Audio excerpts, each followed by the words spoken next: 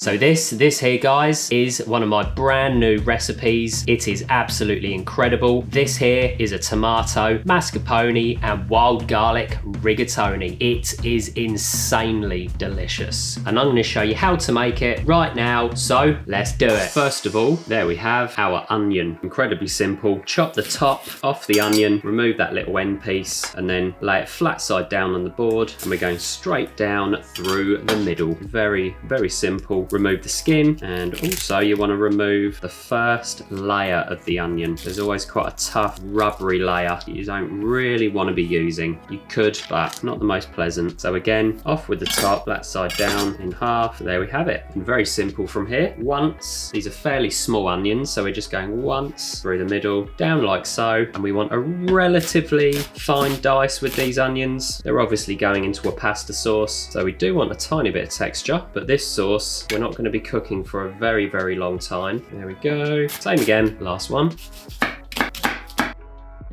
So there we have our onion prepped and ready to cook. Like I said, fairly fine dice, but they're not tiny, so we're going to have a little bit of texture in our pasta sauce, which works well because this is generally quite a smooth, creamy sauce. So this, combined with the little slices of wild garlic, give us a little bit of texture. What we want to do is pop the onion into a bowl, and this will be the first ingredient that we begin to cook. So that there is our onion ready for the pan.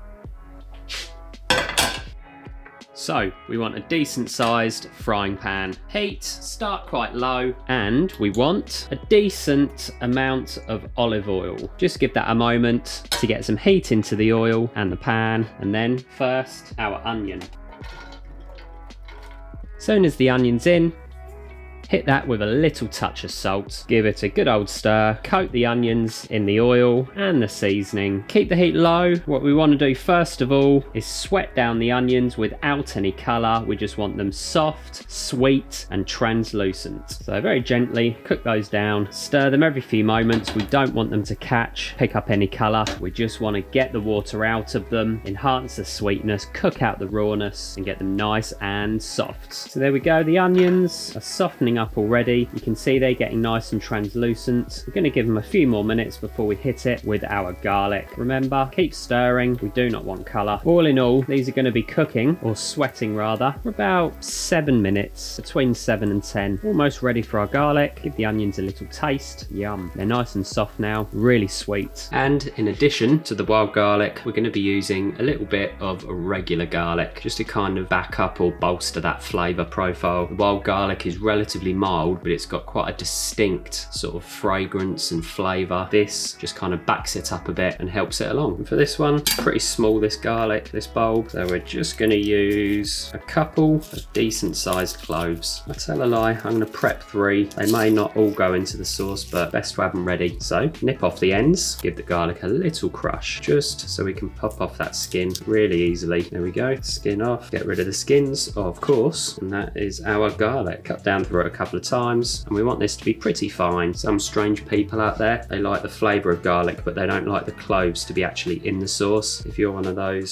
sort of people, you can cut the garlic a bit bigger. That way you can remove it easily at the end. Me, I like it in. Run your knife through it a few more times. Want that a little bit finer. And there we have it. That is now ready for our sauce. So let's do it. Get that in, stir the garlic through. And as with the onion, we only want to sweat off the garlic. So we're talking 3 minutes before the tomatoes. So nice and gently. And after the tomato is in, I'm going to show you my little secret weapon for today. A little extra to give this sauce a little extra depth of flavour. Some of you may know what it is. You may have an idea at least. Here we go. Nearly ready for our tomato. And I will be using passata for this one. Right, so we're good to go. We want to add our tomato passata. Get that in there, every last drop. You can actually add a tiny touch of water in the container, the tomatoes, just to get that all out. Perfect. Heat can go up a touch. Get that to a good medium. Give that a stir. And we want to get this sauce up to a nice simmer. We're going to cook it out for about 10 minutes, 10 to 12 minutes. And now the secret ingredient. This here is an old Parmesan rind. So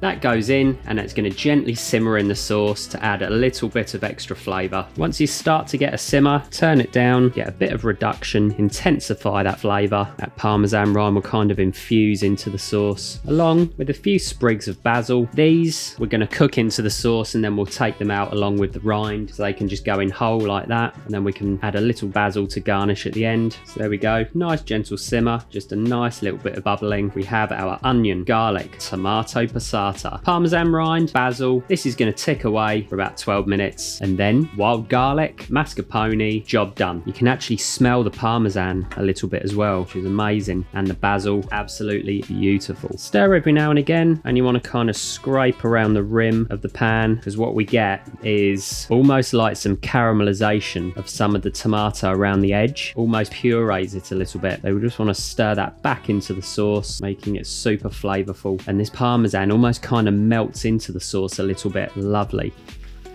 Our wild garlic, unbelievable, this stuff, really tasty. First thing I need to do, because I picked this wild in a forest basically, we want to give it a really good wash.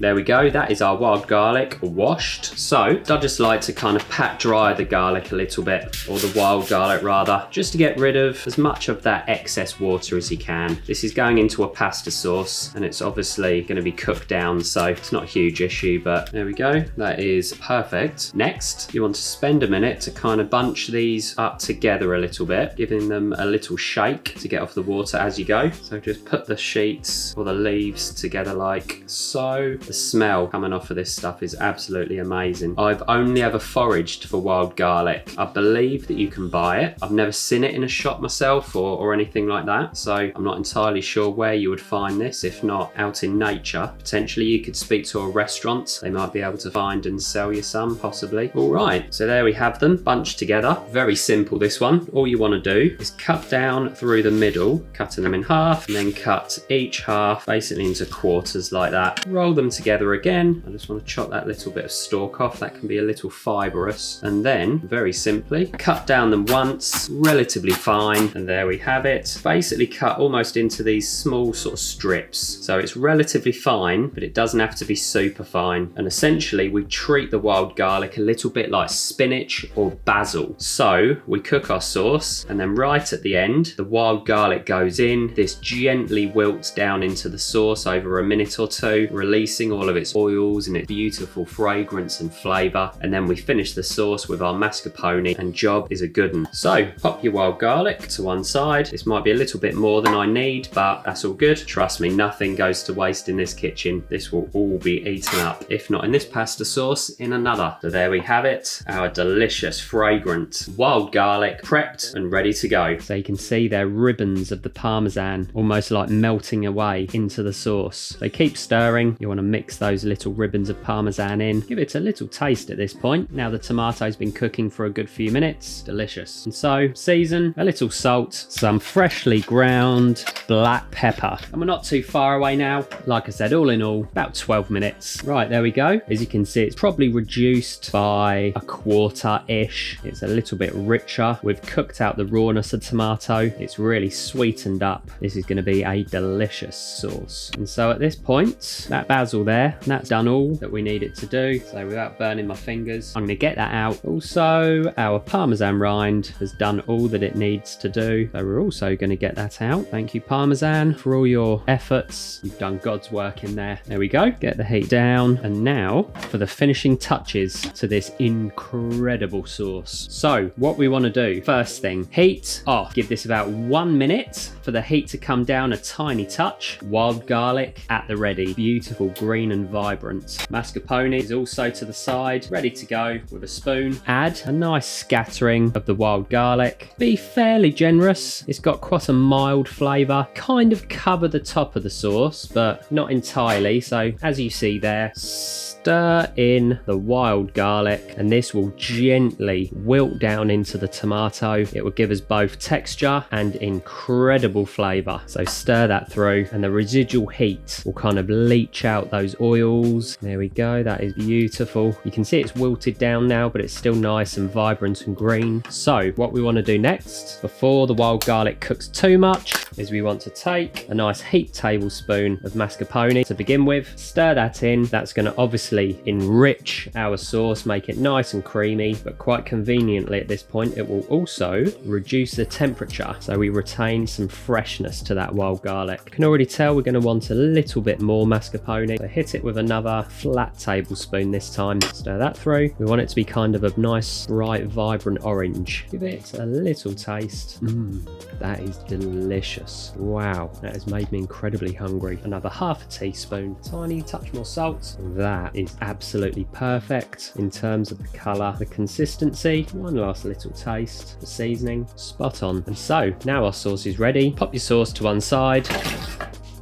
Saucepan on the hob, and we want a fairly small saucepan. Reason for this is we want to build up a really nice high concentration of starch in the water. So smaller pan, get that heat right up high, water in, and it's very important, very important to heavily season your pasta water. The Italians say you want your pasta water as salty as the sea. You potentially don't necessarily need it that salty, but it just illustrates how salty you do need the water. The reason you add so much is that there's a lot of water in that pan, and the amount of water that the pasta absorbs is very small. So the amount of salt in that small amount of water is very small. It is just enough to season the pasta perfectly on the inside, making the pasta really delicious. The rest of the salt is basically just in that water, and it doesn't get used for anything. We use a bit of pasta water in the sauce, so obviously that goes some ways to seasoning the sauce a little bit more and just seasons the overall dish to finish. But trust me, if you don't believe me, I always say make 2 batches of pasta, one with salted water, one without, and you'll see the difference at the end. Unseasoned pasta, very bland. And today we're going with rigatoni.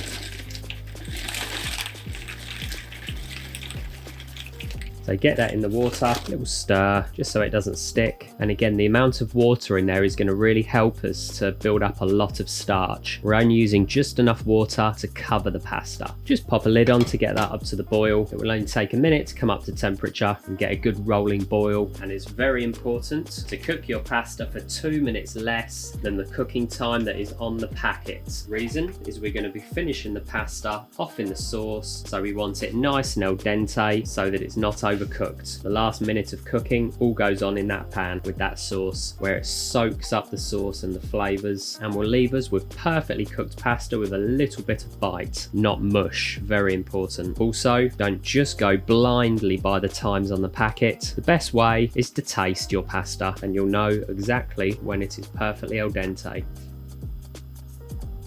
So there we go, a good boil. You can already see that starch building up, that white foam. A lot of that is starch. Stir every now and again, but stir gently. We don't want to break the pasta at all, and this will not take long. And just a very quick point, nothing overly important, but worth mentioning is that the way I typically will finish off my pasta, you can chuck the pasta into this pan, but the way I like to do it is I remove about a mug of the pasta water that I pop to one side, that I use to finish the pasta off with. I drain the pasta, and then I pop it back into this pan here, the sauce pan, and then I add sauce to the pasta, stir, add more sauce if it needs it, basically so I get the perfect amount of sauce on the pasta. If I dumped it all in there, if I've got too much or too little pasta, it may not be as creamy, as saucy as I want it. So I use the saucepan and add the pasta sauce to the pasta, as opposed to adding the pasta to the pasta sauce. Little tips and tricks that you pick up if you cook a lot. So that's been in there about 5 minutes, another couple of minutes, and I'll give it a quick taste and see where we are. Get your mug ready to go, because that pasta water is liquid gold. So let's give this a try. Yep, perfect. Another minute and a half, 2 minutes, and we're going to be good to go. The pasta is still a bit undercooked, but it doesn't have that chalkiness, which in my experience means another minute and a half, possibly 2, and it's going to be really nice and al dente. Slightly less than al dente, in fact, which is just what we want. 1 more minute to perfection. So at this point, we want some of that pasta water. Tilt the cup, press it against the side of the pan. There we go. We don't need much. Get that ready. So that is perfect. Let's quickly drain that off. Turn that heat right the way down. There we have our perfectly al dente drained pasta ready for the sauce. Couple of ladles to begin. Little splash of the pasta water. Stir that through, be gentle. We don't want to bash up and mash our pasta. Just coat the pasta in that lovely rich sauce and just add until you're happy. Bit more. We don't like swimming in sauce. We just want a beautiful, unctuous coating. There we go. Beautifully coating that rigatoni. And that is perfect. A grating of some Parmesan cheese, be as generous as you like, and finish by tearing over just a few little leaves of basil just to lift everything up a little bit, give it a little bit of vibrancy. Perfect. A little garnish for good measure. So there it is, tomato, mascarpone and wild garlic rigatoni. This pasta is insane. So fork at the ready, let's give this a try with a little basil and Parmesan. Off with the garnish, let's get stuck in. I am very excited to try this one. Been a few weeks since I came up with it. Let's go. Ooh, very good. So creamy. Lovely burst of tomato. A lovely fragrance and just hum in terms of flavour from the wild garlic. Basil lifts everything up. I honestly cannot even begin to tell you how delicious this pasta is. A real winner. This really is a good one, guys. I've always loved tomato and mascarpone, and this just takes it to the next level. So I'm gonna polish this thing off, like and subscribe, find the recipe on my website, thewestcountrykitchen.com, sign up to my weekly newsletter, and I'll see you in the next one. Take care.